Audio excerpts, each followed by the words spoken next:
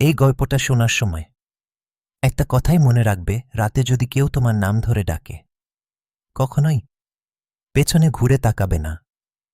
গ্রামের শেষ প্রান্তে একটা পুরনো কাঁচা রাস্তা আছে। রাস্তাটার এক পাশে বাঁশঝার, আরেক পাশে একটা ভাঙা শ্মশান।